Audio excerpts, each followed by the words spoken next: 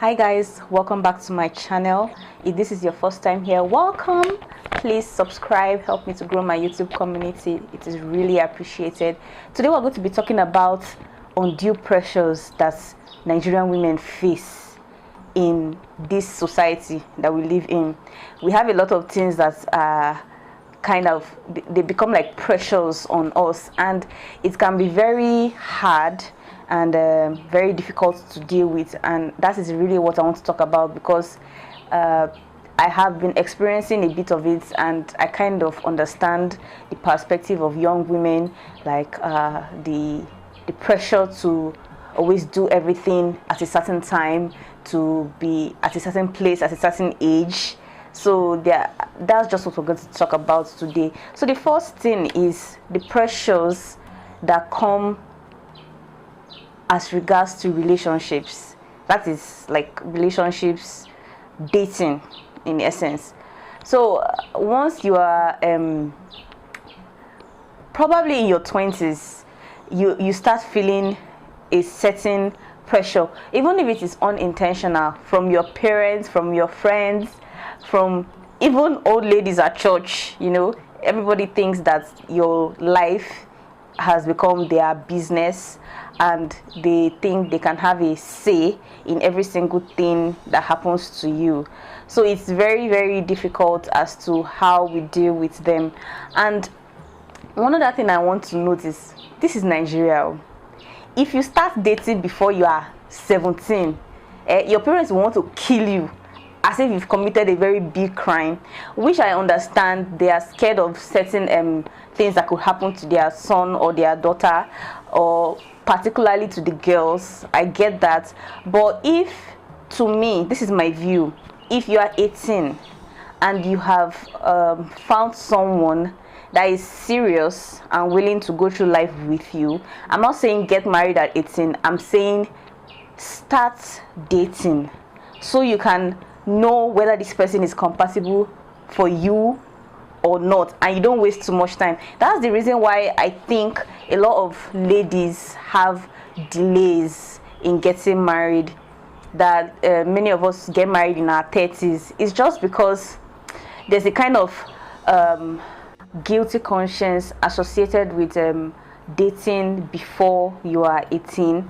So you feel this kind of is a guilty conscience. That's, in essence, that's just it. You are scared that if someone sees you with a guy before you are of age, or before you are 20, they begin to say all manner of things. They will even report it to your mom. Sometimes they will even call your pastor and be saying they saw so person at this place, and it can become something else. So I understand that, but I think that this is my view again. I think that parents should be more open-minded in the fact that they can allow their kids to date after 18. Like once they clock 18, it's okay to start dating. You just have to talk to them about the dangers of some certain things that go on, which you don't want them to experience when they are dating. And if they are brought up well, trust me, kids will like get that. People will like, okay, this is my standard, this is what I want,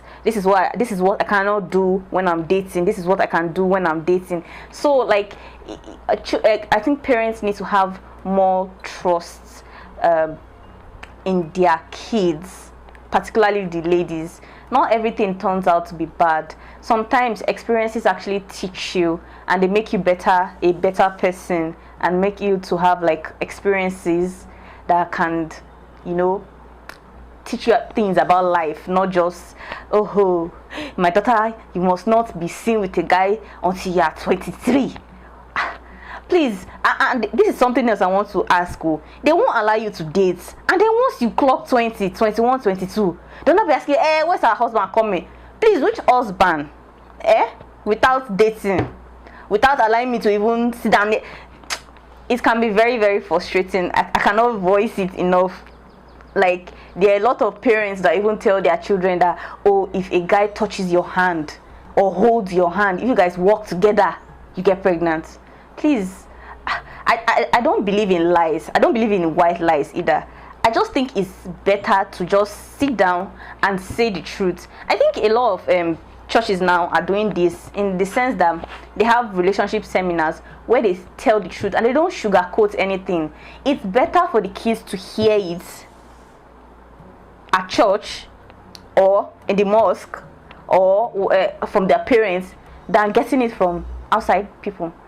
Like, and then they just keep feeling pressure. Oh, okay, I'm at this age, I'm dating, I'm supposed to do this, you know. And that's when the bad things start to happen. Although I still don't advocate for parents scaring their children out of dating. It really affects us in our mental sense. You feel kind of closed off from guys, and it leads to delay for many ladies. This is just my opinion. So another pressure which Nigerian women face in our society today is after getting married, the pressure of having kids. You know, 1 month after your marriage, in fact some people they don't wish to wait 3 weeks after your marriage, they'll come to your house, they will drink your malt, eat your puff puff, and be asking you, any news yet?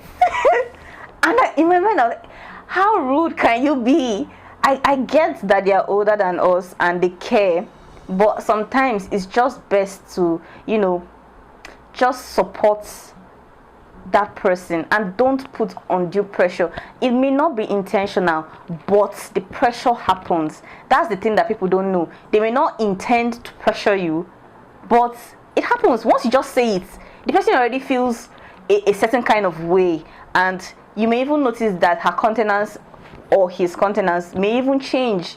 You know, I know many guys like that when they start asking questions like this, they don't tend to speak up for their wives, just because it's just the society we grew up in. The wife has to take care of her husband, take care of the kids, take care of her in-laws, take care of her parents. You know, she has to be like the backbone of the entire family, and it can be very, very taxing. And when you put undue pressure on that, again, on what she's already experiencing, some people who are not emotionally strong can become very depressed. And I think I have that, like, when I meet somebody I haven't seen in a long time, maybe 4 to 5 years or even 3 years, I don't first ask, oh, are you married yet? Or, oh, what kind of job do you have? Or, oh my god, you added weight. In my mind I'm like, that is oh no, that's just rude.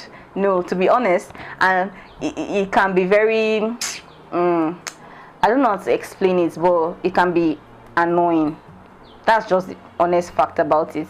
So now we have talked about people pressures as pertaining to dating and as pertaining to getting married. What of when you get married and you can't have kids? You know, that's even the worst kind ever. Many of us know Nigerian mother-in-laws.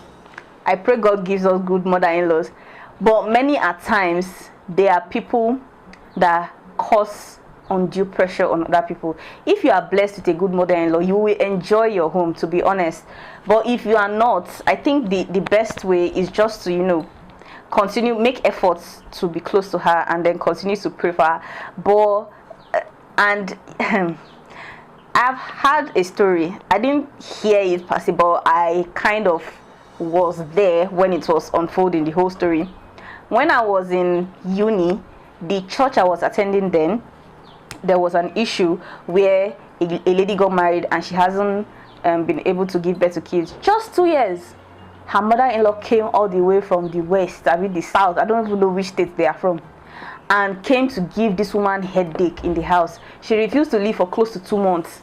She just kept nagging, you are this, you are that, you are a man with a, like, just insults, you know. So the girl cried and she went for counseling. She went to ask the pastor to help her. So the pastor was like, okay, call your mother-in-law for me, I want to speak with her. Do you know the funny thing? When the pastor asked her how many years she waited before she had her son, She told the pastor 7 years. So why on earth are you putting undue pressure on your daughter-in-law when you have experienced that kind of thing? You are supposed to be more sympathetic towards her condition and her situation, not aggravate it or not even cause issues between the husband and the wife. So it was then when he spoke to her that her eyes opened and she left the next day. So it is a real thing that happens. This is Nigeria that we are talking. This is a society that is still very, very, very, very conservative. Even if you can have kids and you decide not to have kids for a year, Tolu, Alpha, what's going on? Everybody is giving birth. So when are we coming to eat your naming ceremony rice? And I'm like, no. I just don't see the importance of prying into other people's life. If you are so concerned about them, put them in your prayers. When you pray in the morning, say, God, oh, I'm praying for Sister Tolu, or I'm praying for this guy. Let them have kids. That's your way of showing concern, not going to their face and asking them when you eat naming ceremony rice. So another pressure that many young Nigerian ladies face is the pressures of having a perfect career or a good job, quotes and unquotes. You know, if you are not working at a certain age, people start talking behind your back. That's even the worst one. You know, if you are going for job interviews all the time and they see you every single time you're wearing suits, you know, or wherever you're going to town, you're going to one company or the other, they say, it's 1 year after she finished service. So she has not seen work. Anzi, is it your business? Even if it's your business, go ahead me pray or tell me, okay, this person has vacancy. That's the way you can help me. It can be very, very, very, very, very difficult to face, and that's why many people just commit suicide. Although I'm not supporting the people that commit suicide, to maybe they gave up too easily. I don't know their stories, but I think that we should be supportive to young ladies. Like, it is really difficult, being that, okay, naturally, let me explain this to you. The man is supposed to be the provider of the home. The woman is supposed to be a supportive, like someone that supports him. So many a times in the old days, many women don't work, they stay at home. So I'm not saying that is what is happening now. That's not, I am all for women empowerment, but the truth is just that women are there to support. They are not the ones that are supposed to, you know, provide. And sometimes it's not even in our makeup to do all those kind of things. That's why men, once you see them, many guys, once they finish service, they tend not to go to their parents' house. Like, they stay where they have served, or they'll go to another big city and start hustling. Unlike ladies have a tendency to, you know, okay, let's just go back home 1 month, 2 months. If we don't see work, they will now start saying how we want to, you know, go to this place, go to this place, go to this place. And these are like pressures that women face, like on a daily basis.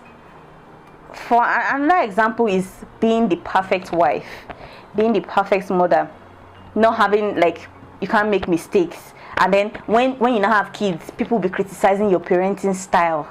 And I'll just be wondering, don't people get tired? Like, are they not tired? I will wear my child socks. Hey, you're not supposed to wear that child socks at this time of the day. It concerns you. Is it you that gave birth to the baby? I just want to ask. Understand that in every single stage of life, there are going to be undue pressures that come from outside, whether you're married, whether you have kids, whether you're dating or whatever. So we should just be strong and persevere. We're going to go through it and we're going to survive it. That's just the truth. Women are strong. We tend to, like, be able to go through tough times more than men sometimes, you know. And I really wish that you support a lady beside you or a girl beside you and just encourage her and tell her you can do it. Urge her on. It really makes a difference. I hope you have enjoyed this video. This is part 1 of a 3-part video I'm going to be making, and I hope that you get insights from this video. Please leave your comments below. I would love to hear from you, and please subscribe. Help me